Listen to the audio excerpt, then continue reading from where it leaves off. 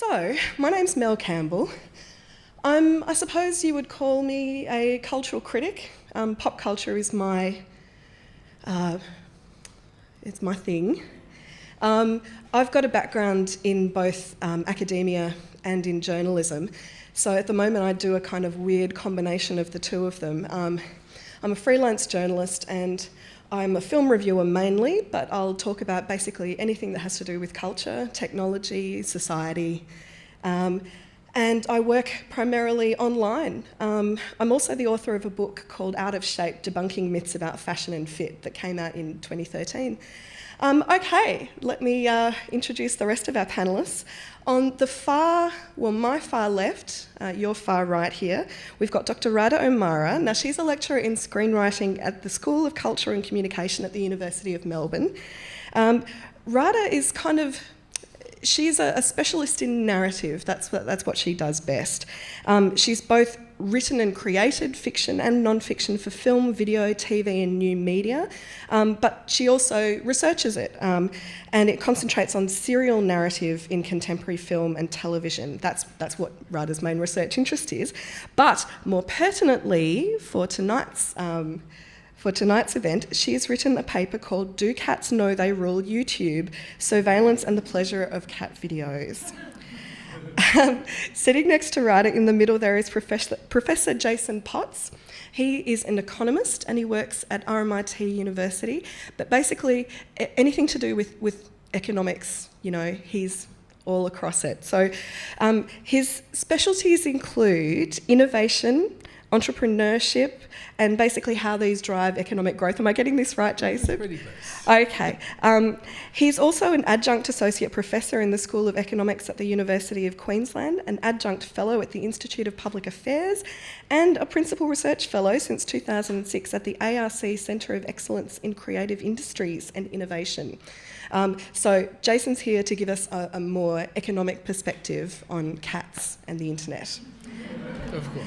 And immediately next to me is Simon Crerar. He's the editor of BuzzFeed Australia. So BuzzFeed, you will know, is like one of the main homes of cats on the internet. But they're also, a really emerging force in journalism, and Simon's background is in journalism. He's from Edinburgh originally. Before he joined BuzzFeed, he worked at The Times and The Sunday Times in London, and then at News Corp in Australia. And his career highlights include interviewing Hollywood A-listers, live blogging a Category 5 cyclone, and reporting from maximum security prisons in Bangkok and Moscow. But I would also like to point out that Simon is a dog person. He has Jack Russell Terriers, Leo and Clancy, and they have their own Twitter account. So it'll be interesting to see. I grew up with cats. All right. Okay, you're forgiven. I also have a cat. His name is Graham. He's known on the internet as Instagram.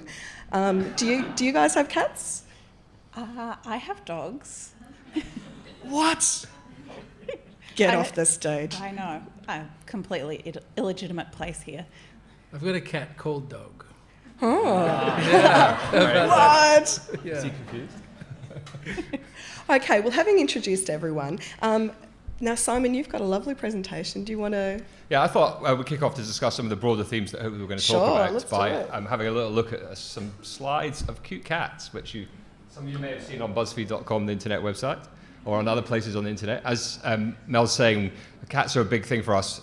There's a perception that all we do is cat videos and cat-related content. In actual fact, we do about 10% of our content is kind of animal-related in one way or another. So it's not everything we do, but certainly it's a big thing that we find people love to share. So these are just some of the kind of the different ways that we think cats are have completely won the internet, bossed the internet, owned the internet. So cats are very, very important. As we all know, they're like, they have a wonderful character all of their own.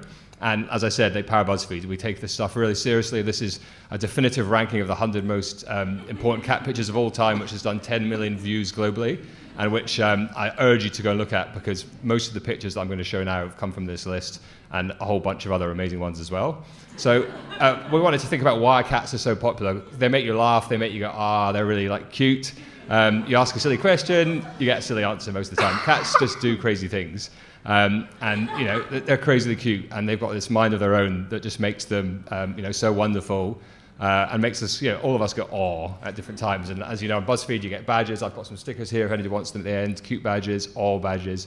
These are things that really kind of hit people in the tummy and that make them feel great. And I think we have a saying at BuzzFeed that basically, if you don't find this kind of thing cute, you're probably a psychopath. And certainly, one of the things that's been discussed is that, for instance, in Blade Runner, the movie, the test of whether the replicant is human or not is whether they have empathy to an animal in pain. And I think we were talking about unicorns earlier, but certainly this idea is certainly that animals are a thing that makes us innately human, our compassion and empathy for them. There's been some discussion that they look like human babies, and certainly like wide-eyed, beautiful cats do. And certainly they definitely act. I've got a 2-year-old, and he acts like this. He's always trying to destroy things like cats do when they're little. And they make us, give us that awe sensation again, and speak their own kind of language. And they're a thing, as we're going to discuss. They're this global phenomenon on the internet, and they transcend language. And we were talking backstage about they're massive in Russia, and they're massive, all around the world. Cats are this huge, huge thing that unifies people. Whether it's hot or cold, Siberian or Egyptian cats, there's cats everywhere. I love it when they stand on their hind legs it's nuts, like isn't that. it?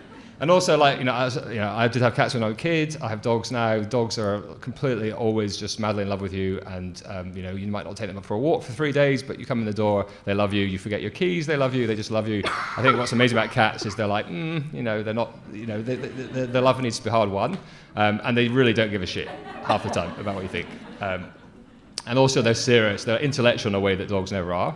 And they spend a lot of time, staring at the wall or staring at their reflection. They've got kind of a deep, complex intellect that I think any cat owner is still trying to work out.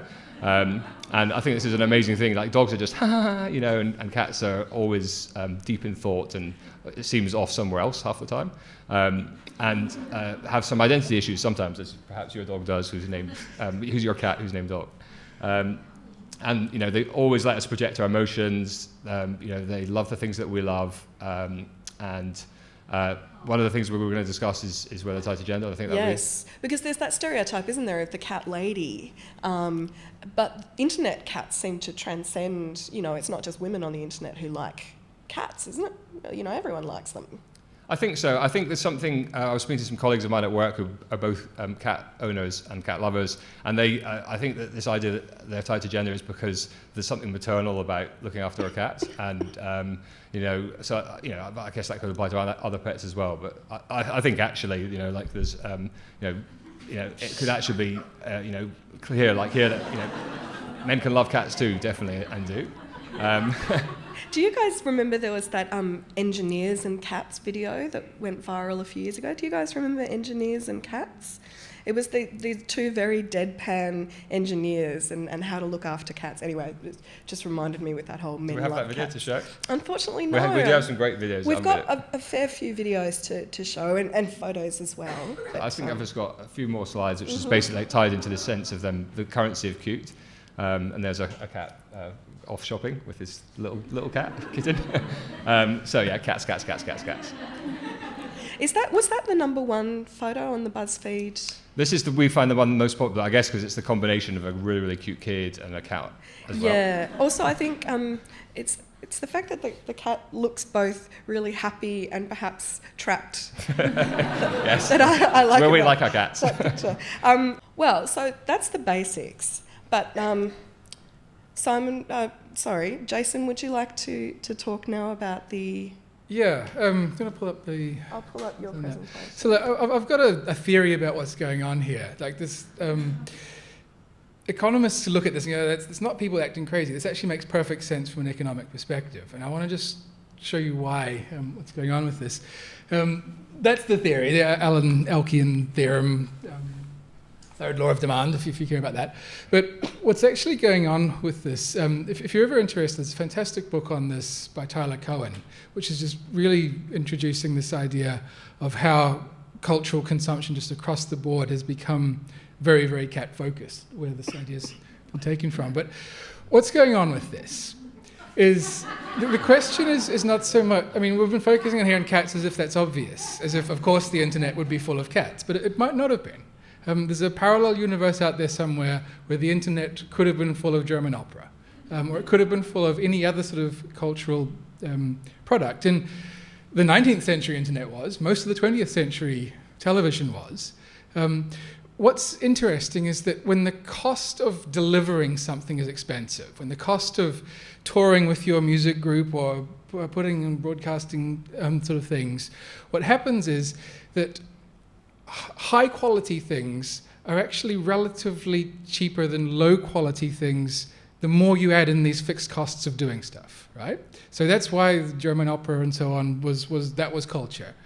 But what's happened with the internet is basically that the cost of delivering anything, like it doesn't, a megabyte file is whether it's full of German opera singers or cats, is the same megabyte file, right?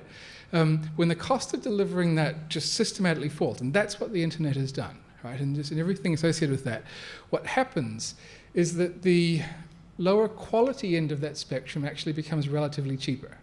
You work that one through, but what's actually happening is that a rational human being will choose more of that, will choose less German opera and more cats. So from an economic perspective, we're not surprised at all to see this. That's what the internet looks like in terms of that. So yeah, as economists are looking at this and going, well, of course, this would happen.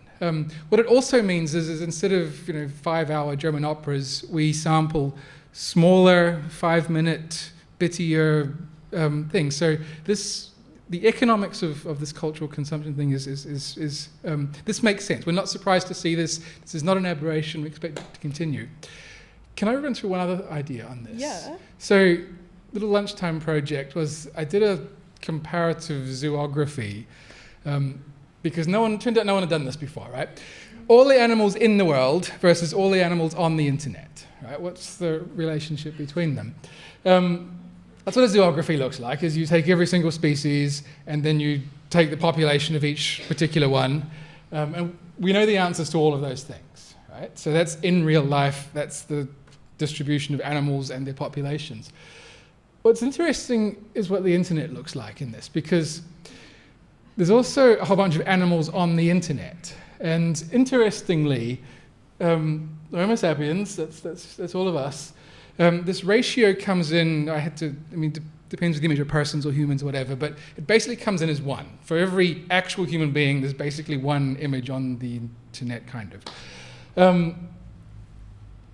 Cows, there's for every 20 actual cows, there's 1 on the internet. Cats come in as for every actual cat on Earth, there's 3 on the internet. It's dogs that are for every actual dog on Earth, there's 10 on the internet. There's one there that turned out to break my little mathematical equations. You can guess what that one is? That's its Latin scientific name. Yeah, the Latin scientific names are throwing me, I've got to say. Well, Unus is kind of a clue. Unicorn. Okay, so there's 18 million unicorns on the internet. There's actually none in real life. But this animal down the bottom is the number 1 one. Any of you crack that bit of code? It's its actual Latin name. Yeah. 97, for every 1 panda on Earth, there are 97,000 of them on the internet. So, well, they're an endangered animal. That's why. And super cute as well, with the sneezing panda. So we were talking earlier about how, even though this event is technically about how cats won the internet, maybe it should be more broadly about how cute animals won the internet, because there are goats, there are otters. What other animals do you guys like on the internet? Well, our spirit animal for BuzzFeed Australia is the quokka.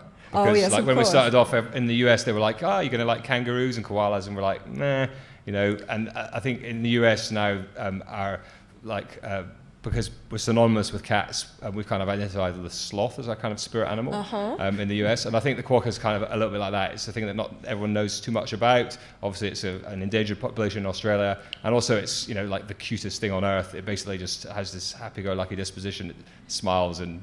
That's right. Yeah, it looks really cute. And people who don't live in Australia, their minds are blown about this thing. They don't know what it is. They look at it, you know, it just looks like this friendly little animated thing. It doesn't look real.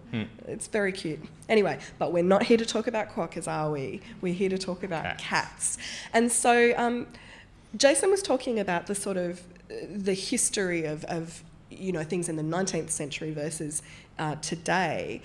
So Radha, maybe we can bring in a more cultural perspective as opposed to an economic perspective and look at how did cats come to be online? What's the kind of prehistory of this? So one of the things I've looked at is the history of cat videos, which obviously extends well beyond the actual history of videos. I've looked at how what's similar to what we see as cat videos now were really popular on things like America's Funniest Home Video or Australia's Funniest Home Video. Oh, can I just show a few decades ago? Yeah. Can I show my wonderful video? And I thought, Mel, you might want to talk about that for a moment. Yes, it's true. This is Olong Johnson. He was...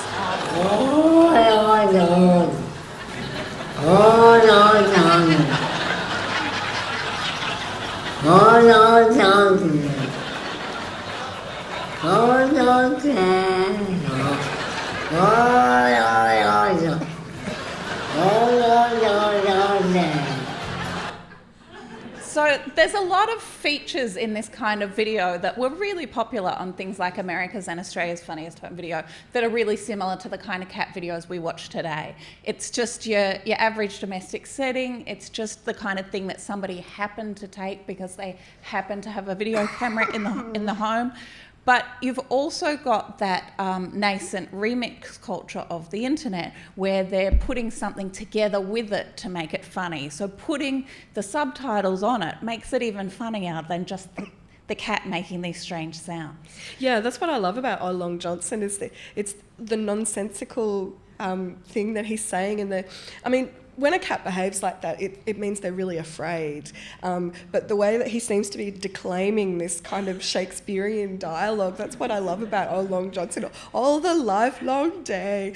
It's beautiful. But you've even got an earlier sort of moment in cat videos. So I've also been looking at how there are similar things in the history of cinema, in the early days of cinema, when cinema was a new technology. So the Lumiere Brothers were the first people to, arguably, the first people to screen a film to a public audience in Paris in 1895. And they filmed a whole lot of things that are about one shot and 1 minute long. So they're just in that simple sense very similar to the kind of things we watch on the internet today. Lots of one shot, not very long. And they also shot lots of quite everyday things. So there's lots of babies eating breakfast, but there's also cat playing on windowsill. And in this cat playing on the windowsill, which was first shown in 1896, it's very much like the contemporary cat videos. It goes for about a minute. There's a person that dangles a cork in front of the cat and the cat plays with it and swats it and eventually, of course, falls off the windowsill. So it's actually quite amazing how similar it is in the sense of the narrative, the development, what happens in it is really very similar to the kinds of cat videos we watch today. And I think it's partly the ready availability of cats in the household when we're trying to experiment with a new technology. That the Lumiere Brothers were the first people to be able to go home and just shoot something at home and see if it worked. And when we get our first smartphone and we want to try the video camera, what's the first thing we do? We try it on our cat at home. So I think there really are a lot of similarities there, but there are also differences in how we're consuming them.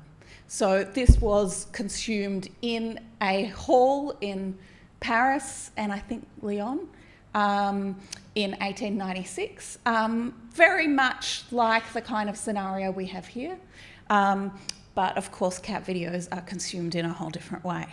And that makes them, I think, function quite differently in society and makes them so much more readily accessible to everyone. You look like you have something you want to say right now. I think one of the interesting things, we're not in dispute that there's more pictures of cats on the internet than everything else, are we? There are more pictures of cats. It's just that proportionally there's more photos. So I think one of the interesting things that's discussed a lot is why that's the case. Why there's so many pictures of cats. And that's the thing that there's more of on Google Images than anything else. And one of the theories is that it's because, if you have a dog, you go out to the park and you're there and you chat with other dog owners and you can talk about how your dog's an idiot and your dog ripped your best favourite books to shreds or whatever. When you have a cat, you don't generally go outside and talk to other people with cats. People don't take their cats outside. And so for decades, hundreds of years, people had cats and internalized it. And now the internet is there, and they can go online and like the cat, the internet is the place where they can discuss and laugh at other people's cats as well. That's right. And the thing, people might have seen their own cat do something silly, but there's no one around to witness it. But then when you see so many cat videos, certain tropes emerge and you realise that cats are really quite banal animals when it comes down to it. Like things like, they fall into a bath because it's slippery, or they run downstairs because they're spooked by something.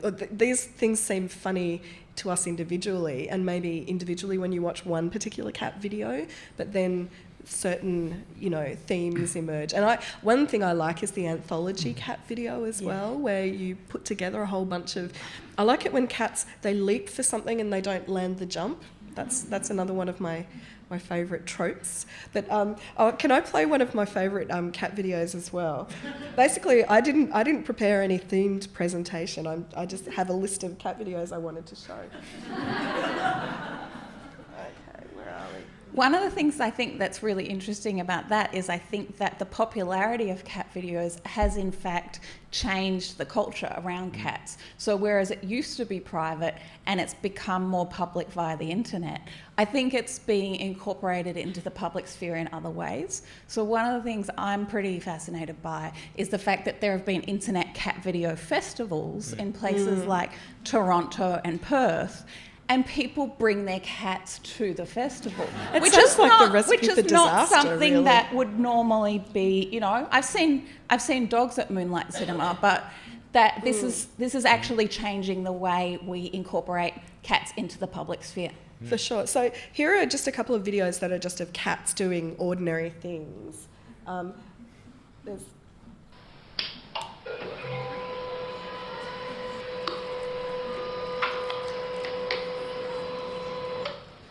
See, standing on its hind legs. I like it when cats do that.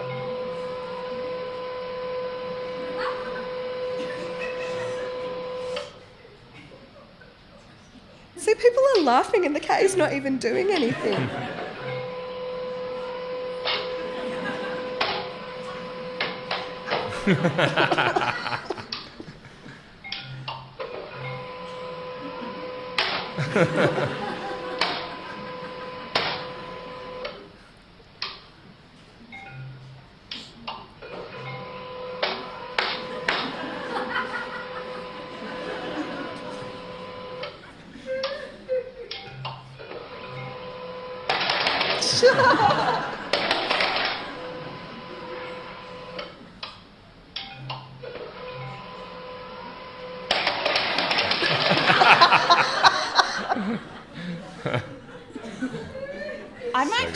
I might just take that opportunity to talk about cat performance. That's what I've decided is the key thing that distinguishes cat videos from all those other things. So when we were talking about how there are lots of dog videos, lots of dog pictures as well, lots of cute pandas, of course, I think what distinguishes cat videos is about their performance in front of the camera. So this is looking at what distinguishes them as a mediated form, not what distinguishes cats as great pets in general. So as a mediated form, I think cat videos really appeal because cats, just like in the Cat versus Printer, are really unself-conscious in their performance. So it comes down to what Simon was saying about the cats don't give a about anything, but they're also not going to be coached into doing things. So a lot of the dog videos are actually dogs doing things they've been trained to do over and over again. Whereas it's actually very hard, we know, to train a lot of cats to do things over and over again. So there's this sense of spontaneity in their performance, and there's a sense of immediacy. And one of the things we love about the internet is the sense of immediacy that it gives us. So it also hooks into the domestication of the internet, the domestic animal and the domestication of the internet within our homes. But I think it's really that cats don't look at the camera. They're not aware of being filmed. Dogs look at the camera. Or at least they seem to. They're really usually looking at the person wielding the camera. Well, can I just show a video that contrasts the idea of dogs and cats? Oh, I thought we could show Waffles as well. He's one of my favourites. Hang on a second. So this idea that actually we're all yeah.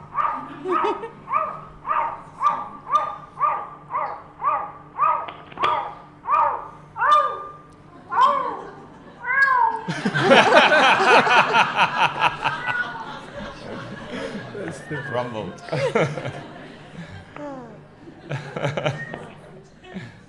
Anyway. And Waffles the Terrible is a good example too. So this idea that we're all actually quite self-conscious about being filmed, but Waffles is completely unaware that she's being filmed here.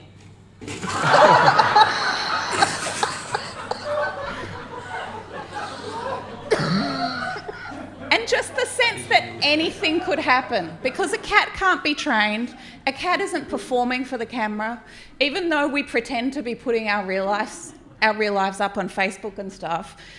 We're all very self-conscious of being filmed these days, but cats aren't. Cats capture this spontaneous aesthetic that we don't get anywhere else, even in a lot of other animal videos.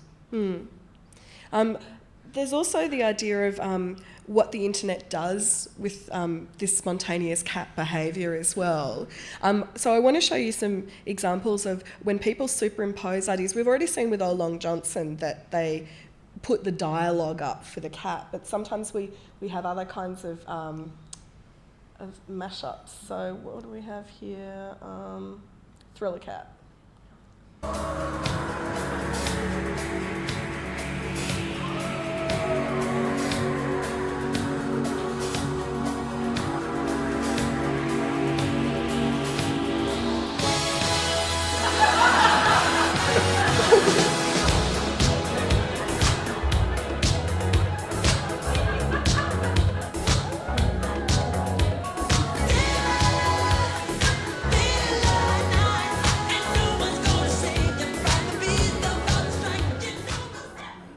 So you can see basically that when a cat reminds us of something else, we can easily use the online mashing up tools that the internet offers to, create these things. And certain cats sort of take on personalities as well. We haven't talked about the phenomenon yet of the celebrity cat. And maybe we can bring an economic perspective into this, because some of these celebrity cats earn vast amounts of money for their owners by doing nothing else than being cat. And some of them are more deliberately constructed than others. Some are just cats that somehow become celebrities, whereas others, the owner manipulates the cat to make it seem more sort of hilarious. So one example of like a really unself-conscious cat, like you were talking about before, is Maru, who's one of my favourite cats. We won't watch the whole Maru video, but it is tempting.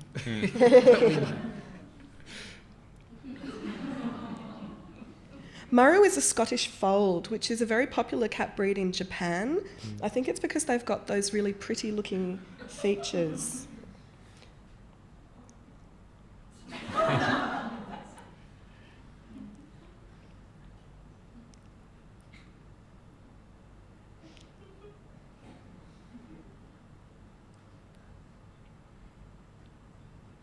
Maru's owner recently got another cat. I don't like the second cat as much as Maru. I think it's diluting his brand.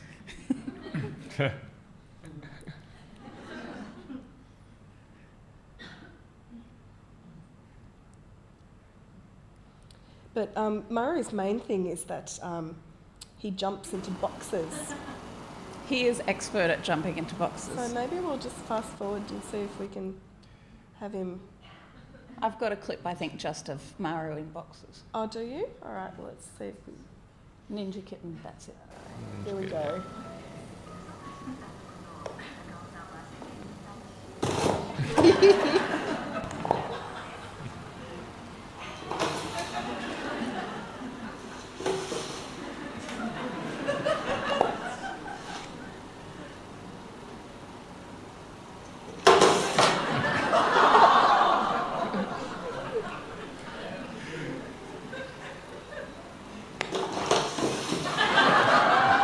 I think it's the hind legs that are so funny.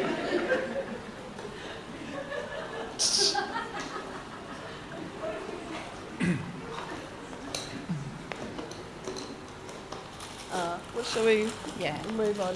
You got the picture. I think Maru's my favourite celebrity cat because I think he really blends the slapstick with the celebrity. He's a celebrity, but he's slapstick all at once. That's so right. he's like Charlie Chaplin. And then you've got like...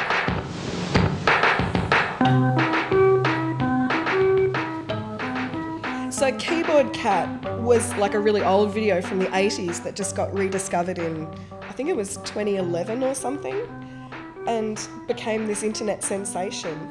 And the guy who recorded his cat years later, I love the way his arms go up at the end.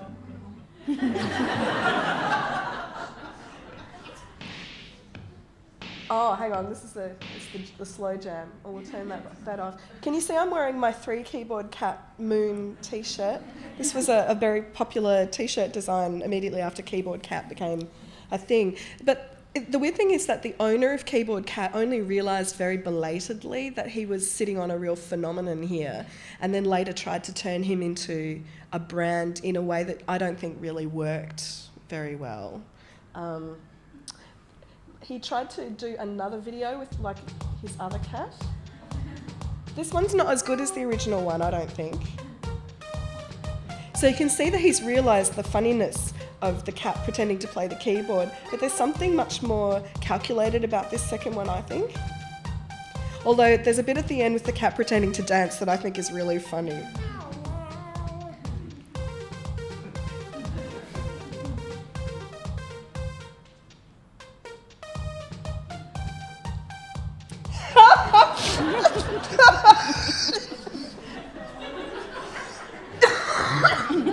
Sorry, what I find so funny is that they're clearly just holding the cat. And then you have examples of, celebrity cats, including, Grumpy Cat.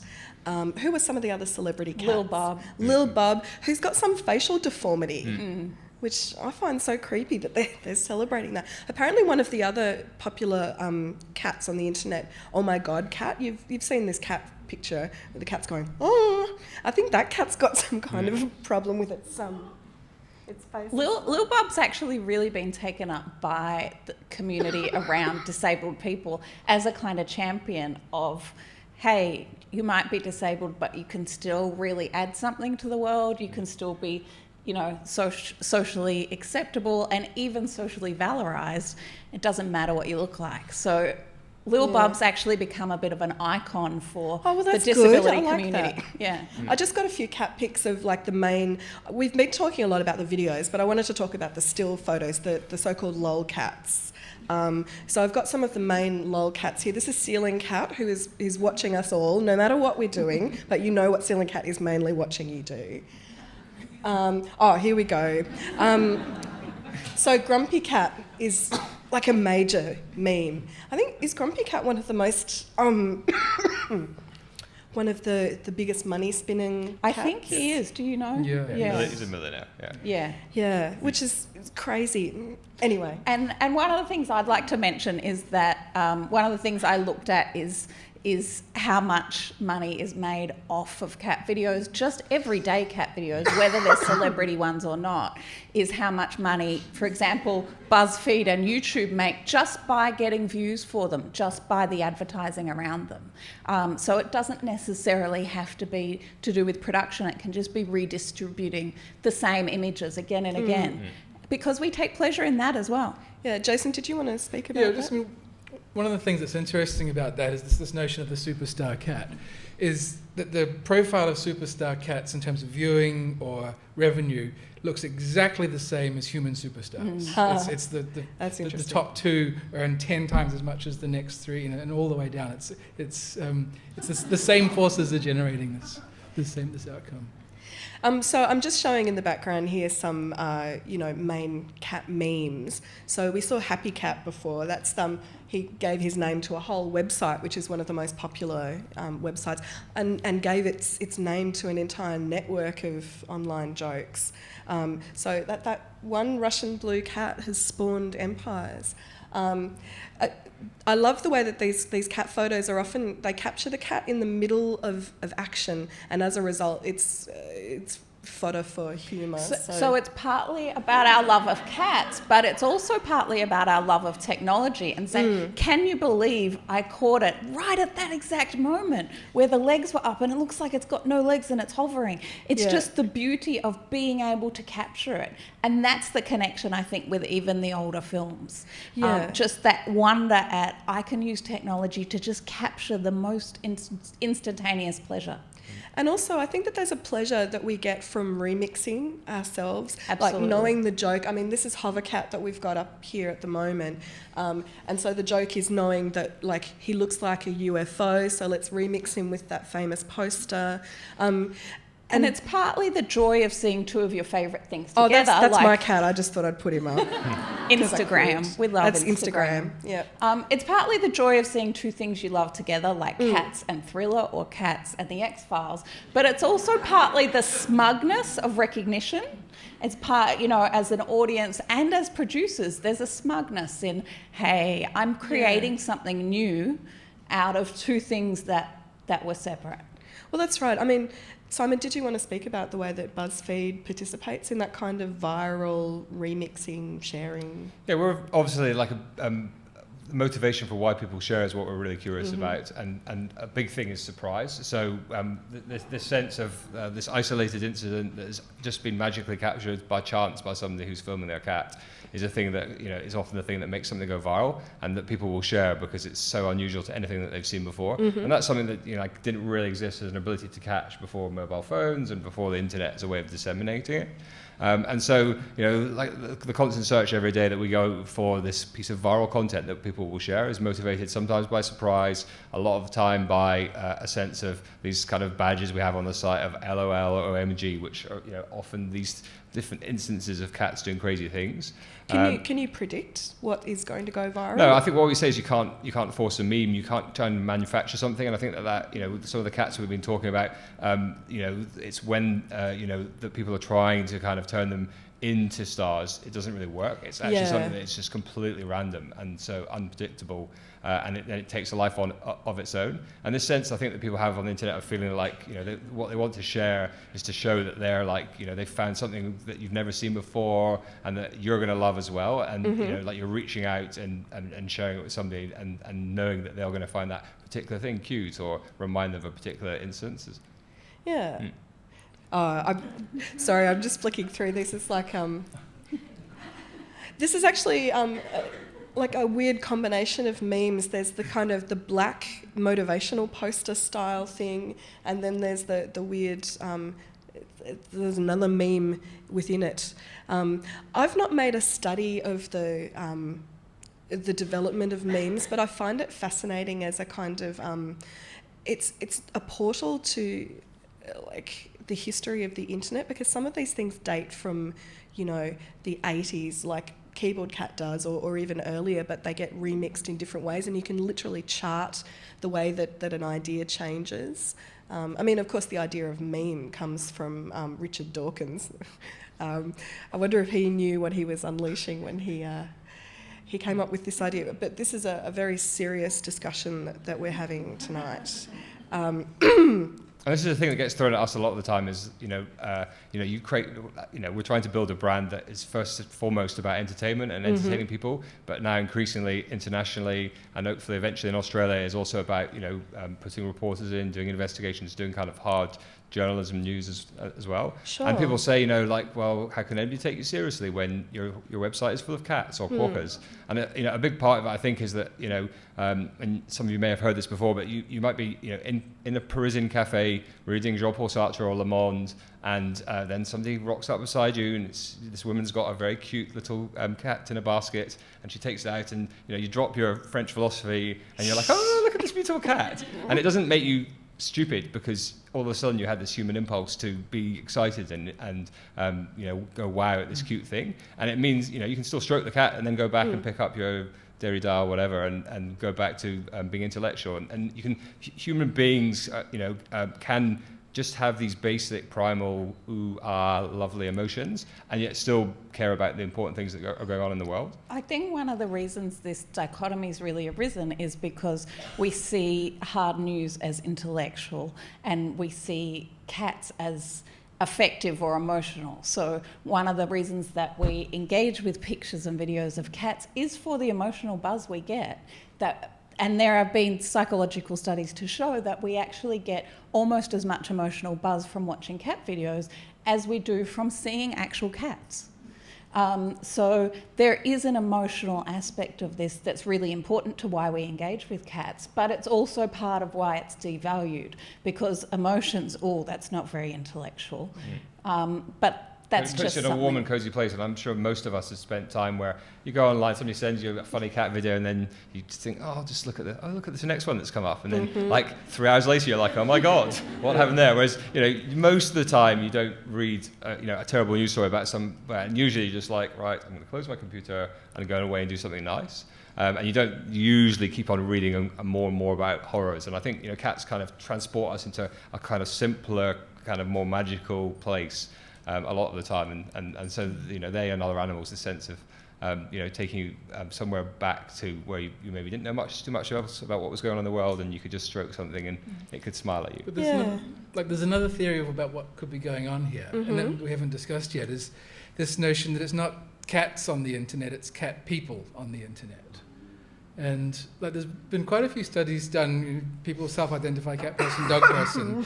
And then you run them through the psychological profiles of the big five, openness, extroversion, conscientiousness, neuroticism, and whatever the other one is. And cat people come out very, very strong on openness and neuroticism, and very, very low on extroversion. But they're internet people. It's exactly the qualities that cat people and the internet are kind of the same psychological fit in a way that dog people aren't.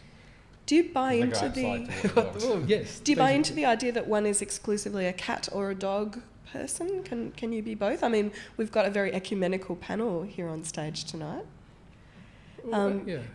Surely there's room for lots of different ways to approach both the internet and cats. I think people can be both. I grew up with cats and I now have dogs, certainly. But I think, when we have new people start our company, we ask them straight up. The first thing you do is tell a funny story about yourself, and are you a dog or a cat person? And most people are one or the other. They're not I have both at home. People are usually, and I think that, if you're only going to put the world into two camps, most people could put themselves into one of those two camps. Yeah, do you know, I have this ongoing war with the editors of one of the websites that I write for, because I'm a cat person and they are dog people, and I love that they are constantly humiliated by the fact that they're dog people, but they're forced to put up stuff about cats, because cat stuff really does get the best clicks. It's crazy. Yeah. I did an article about St. Gertrude of Nivelles, who was the patron saint of cats, and it just I can't believe how many clicks it got. So many. And when my editor contacted me, I said, well, look, cats rule everything around me. That's why the story got so many hits. If I were to write a story about a random medieval nun, no one would be interested in it, but it's the fact that there's a cat angle to it. So maybe even the most serious story, you can find a cat angle somewhere. Make it go viral. That's right, make it go, heaps viral. Okay, why don't we open it up for some questions now? Can you show a small cat video? Yeah. I have got I didn't show the one, it's only 30 seconds, which is... the number one viewed cat video on the internet is Surprise Cat, which has been viewed, I think, 75 million times. It's one of my faves. Is that it? That's so sad. So this is a few different cats. This is a BuzzFeed cat video, but then it goes into a few other ones as well. So this is Surprise Cat, which is the most viewed. Surprise Kitty.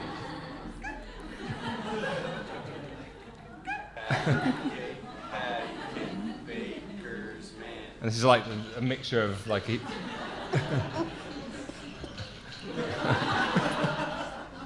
you go, a few more cat videos. That was just a few. That patty cake one is actually quite interesting because I've seen different voiceovers for it. That's as right. well. It was definitely a part of the kind of mash-up culture where people were putting all sorts of different things over it. Yeah, it's one of those. And there are voiceovers in genre. different languages as well. Yeah, I've seen the French one. Any questions, or are we just going to have some more cat videos? Are there someone up the front? Oh, hang on. Yes? Yeah, okay. I'm just thinking, okay, you're talking about the internet, but there's also a lot of cat literature out there. I mean, I can remember when I was young, there was 101 Things to Do with a Dead Cat, which is one of the first, like, silly books that was written about cats. And then I've noticed I read a lot of detective novels, and there's lots that are actually, it's the cat that does the detecting. It's like, literally, it's based around cats doing detective work. And it's just interesting that, everyone thinks about the internet, but it's a lot in literature too. Oh, for sure. Yeah. Like the internet tradition of cats builds on earlier literary traditions of cats. And even, cat viral videos, they began, as Radha was saying, with, the first videos that anyone was shooting. And then there are those Victorian traditions of dressing your cat up and photographing it. It's not purely the internet, obviously, but the internet somehow represents, I don't know, a concentration of catness. Did anyone else want to comment on that? I absolutely agree that that the cats that we engage with on the internet build on all those ideas about cats that we've already known from our own interactions with cats, but also through our other mediated interactions with cats, through books and magazines and all sorts of media.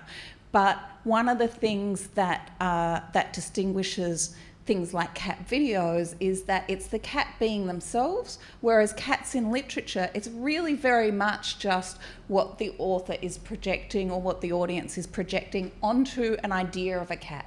It's very much anthropomorphic. We're imagining cats, and we're often really imagining them to be quite like human beings.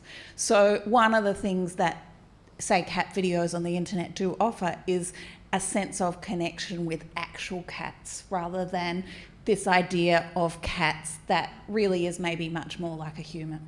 I really like the element of slapstick that you said about, what makes them very attractive. I think also one of the things might be that they don't get hurt.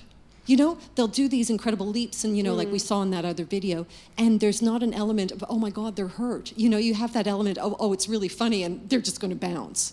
And I think, is that an element that makes it attractive as well? And that's an example of what we see cats doing on the internet, engaging with all these ideas we've had about cats for decades and centuries, like the myth that cats have 9 lives, that when we see a cat fall off the counter or something, that we feel like it won't get hurt because there are a whole lot of myths around about cats, but also because of our own experiences with cats, and we've seen them do amazing jumps and we've seen them do amazing falls and still get up. I like also the wounded dignity with which they respond to These, you know, they're like, you didn't see anything. I'm Yeah. just going to stalk away now. You were talking about the celebrity cats on YouTube. Did you find out what a celebrity cat can make for their owner? They can make money. Yeah. Do you know how much? Like, what's that actually worth? I mean, the ones right at the top, like the top 5, whatever they will be like they've bought houses, sort of thing. So it's earning. A bit hard to get exact tax figures on this, but $1 million, $1.5 million is. The two is people not, who own Grumpy Cat have both given up their jobs. Yeah. Yeah. So It's not just the videos themselves and the secondary income that you get from the advertising, but also the Merchandise. merch, Yeah. like Grumpy Cat Merchandise is huge. books and T-shirts, etc. This T-shirt that I'm wearing now, the owner of Keyboard Cat tried to have it pulled off Threadless, which is the T-shirt website where I bought it, because they didn't get the legal right to use Keyboard Cat's image, and then you're thinking, but no, the horse had bolted and you're trying to shut the stable door now. But if they had really got a grip on the IP of Keyboard Cat before the whole thing had exploded, then maybe it would be making money. But you got to keep this in perspective. Like, there's probably, we'll call those professional cats. Sure. Right? How many professional cats are there in the world? Probably about the same number as professional marathon runners. Like, it's, there's some, but it's not. There's not hundreds of thousands of them. It's not necessarily a career. Yeah, But I think, like a lot of other celebrities, celebrities in celebrity culture offer us the idea that we could become a celebrity. And that we see that in things like a lot of reality TV. We see that in the popularity of the Kardashians. But it's even more sort of intimate and domestic and achievable when it's about cats, because my cat could totally be a celebrity too. And I think we're definitely seeing that on the internet. People are becoming celebrities purely from YouTube videos. The Variety did a very interesting thing last year where they asked young people to rate, the top 20 earning Hollywood stars and the top 20 YouTube stars, and only 2 of them were Hollywood stars. All the other ones were teenagers on the internet. And so I think that there's a real sense now of how people become famous or become globally known is actually much more kind of organic and less manufactured. And I think that's we can see cats becoming celebrities. It's kind of an amazing phenomenon. And I imagine that animals are increasingly going to an amazing animal doing amazing things is going to travel around the world, and it's And we love that fantasy of celebrity being accessible, that we could become a celebrity. These cats literally do travel around the world. They appear on talk Private shows. jets. That's right. Any more questions? Yes? Of your perspectives, could you comment on your view as to whether this phenomenon is finite? You think it's gonna finish? There's gonna be No, an I'm end to it? inviting your comment. I hope it never. I hope it never goes. I don't think it is, because I think actually what's happening is that we live in an affluent Western society, and a lot of people in this room have a smartphone and they can capture video, but the vast percentage of the world don't at all. If you've been to a third world slum, there's vast amounts of dogs and cats running around, and I think that ultimately over the next sort of 10 or 15 years, virtually everyone in the world will end up with a smartphone. And if you think it's kind of horrific now that every single thing that happens is captured on video, actually you ain't seen nothing yet, because there's going to be, most of us will probably be walking around streaming live our lives, and people on the internet can tap into that. So there's an ability now to capture an incredible thing in a way that, like, I don't know if you saw today, but there was a double rainbow in Sydney, who gives on the internet, everyone's going crazy for it. And, previously maybe one person, 30 or 40 years ago, there'd be a few people with a film camera. Now every single person, tens of thousands of people will pull it out and take a photo of it. So I think if something really unique happens, you tend to see it in like the Russian meteorite, or that crazy thing happens, it propagates around the world. So I think we're definitely going to see more kind of these celebrity cats and crazy things. The other aspect of that is just to recognise that the population of cats, around 600 million, is larger than the population of kind of all other pets put together. So you add up together dogs and budgies and otters and goats and whatever, and you still haven't got that number. So just probabilistically, this is going to continue. Hi. I wanted to ask about, like, sort of also touching on, like, the finiteness of cat memes. Like, is there a length, like an average length of time that each meme sort of lasts. Like, Grumpy Cat's been around for a while and still seems to be going. But then, like the Icon has cheeseburger and the lolcatz seem to be like not as popular anymore when they used to be sort of like taken over the internet completely. Like, is there like a length of time when they sort of get played out? There's quite a clear, just the thing to recognise is that the cat market is a highly competitive market. And if there was just one and the only one that was any good, and then that would be the one that would monopolise it forever and ever.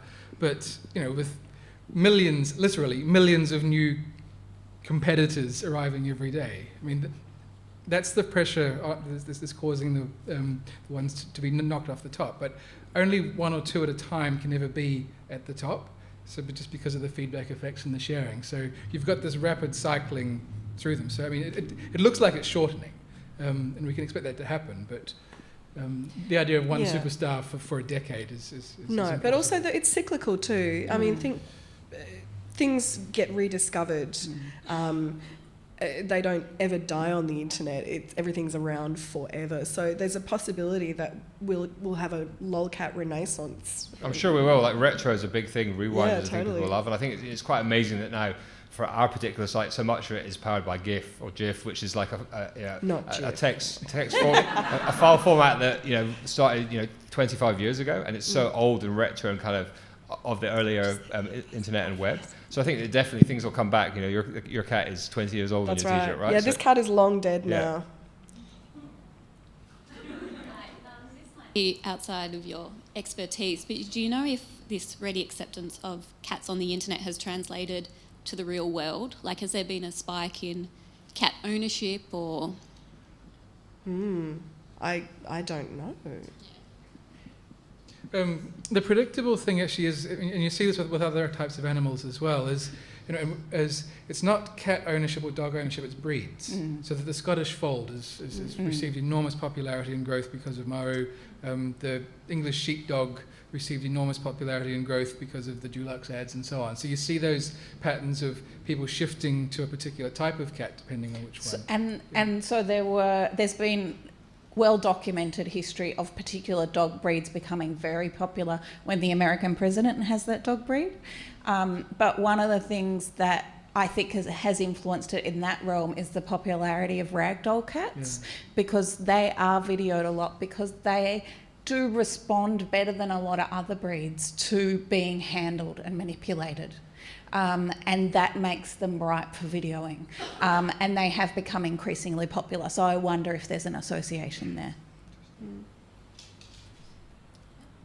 I have a friend who just got kittens for the first time, and she's determined to make them famous on the internet. Now, obviously, you can't guarantee internet fame for cats or for anything else, but are there things you can do that increase the odds that your cat will be internet famous? Do you want to field this one, Simon? Well, I don't think you can teach cats tricks. I think we've established that a cat will basically do what it wants. And so I think I'm trying to, I think you could certainly have a strategy to buy a dog and teach it a bunch of things and hope that you would teach it enough funny things that perhaps you would manufacture something. But I think it really is, I think it's still the wonder of the age, I guess, is that these things are random, and that these are the things that that sense of surprise. The Scottish woman who comes on the talent show in the UK and suddenly is this amazing opera singer when nobody expects it. This is the phenomenon that we love. The sense of our socks being blown off. And I don't think that's something like, I don't think strategizing, we've obviously discussed that in actual fact there's a very, very small talent pool of lucrative cats on the planet. And so I think given that there are 600 million cats on the planet and like half a dozen are actually earning people, enough money to buy a house, it's probably not the best career plan to buy cats and to hope that suddenly you're going to be a millionaire. I mean, good luck to you. I'd love to see it. But. Maybe one of the purest things you could do is to just have fun with your little kittens, and if you feel like dressing them up or telling stories with them or including them in your life in a way that feels like normal and real to you but that other people respond to, maybe that's like... But you can't force it, can you? The only practical strategy I can think of is to just film your cat constantly. That just increases your chances that you will capture one of these moments, but that's not particularly reliable. Okay, Do we have time for one more question? No. Unfortunately, that's all the cat we have time for. Thanks everyone for coming along tonight. Thank you. And thanks to our panel.